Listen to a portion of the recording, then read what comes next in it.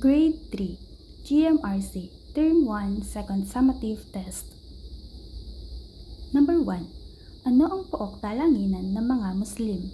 A. Kubo, B. Moske, C. Kapilya, D. Bulwagan.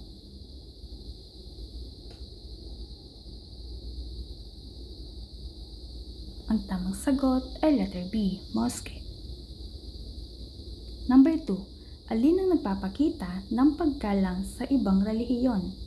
A. Umiwas, B. Manukso, C. Pagtawanan sila, D. Igalang ang kanilang pagsamba. Ang tamang sagot ay letter D.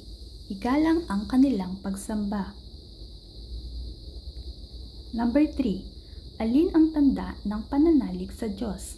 A. Gumawa ng mabuti, B. Maglaro buong araw, C. Manukso ng ibang bata, D.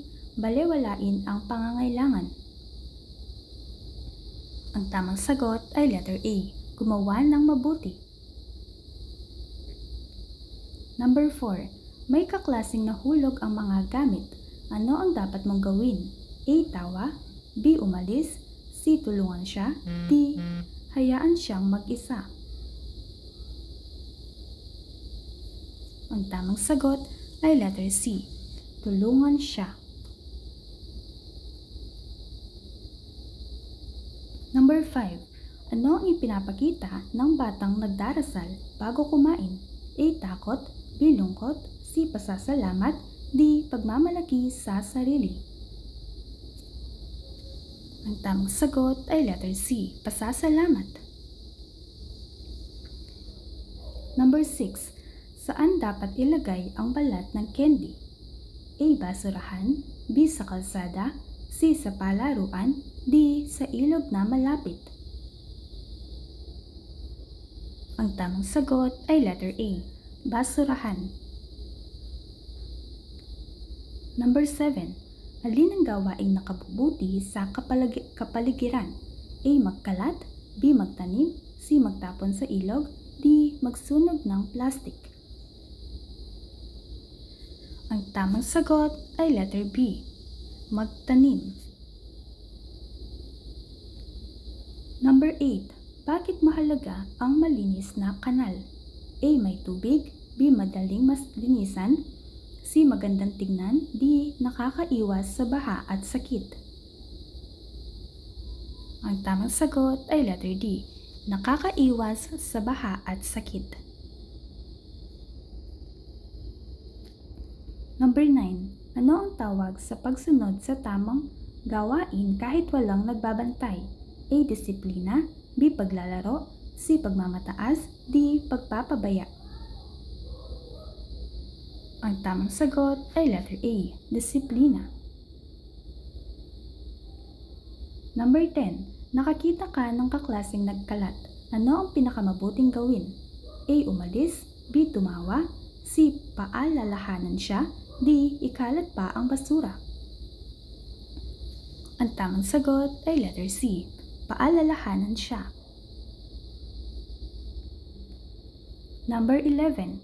Alin ang karapatan ng bawat bata? A. Manahimik, B. Magtrabaho, C. Maglaro buong gabi, D. Maging ligtas at malusog. Ang tamang sagot ay letter D. Maging ligtas at malusog. Number 12. Sino ang maaaring lapitan kapag may sakit? A. Tanod, B. Doktor, C. Bumbero, D. Traffic enforcer. Ang tamang sagot ay letter B. Doktor. Number 13. May hindi ka kilalang humawak sa iyo at hindi ka komportable. Ano ang dapat gawin? A. Tumahimik, B. Lumayo at magsumbong, C. Sumama sa taong iyon, D. Huwag sabihin kanino man.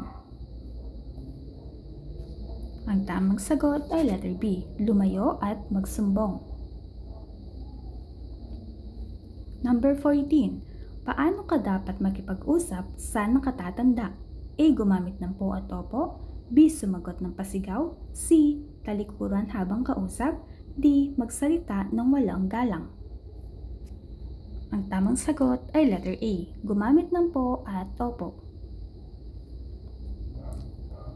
Number 15. Pinagtatrabaho ang isang batang maliit at hindi siya pinapapasok sa paaralan. Anong karapatan ang hindi niya natatamasa? A. Maglaro, B. Kaligtasan, C. Makapag-aral, D. Makapagpahinga araw-araw. Ang tamang sagot ay letter C, makapag-aral.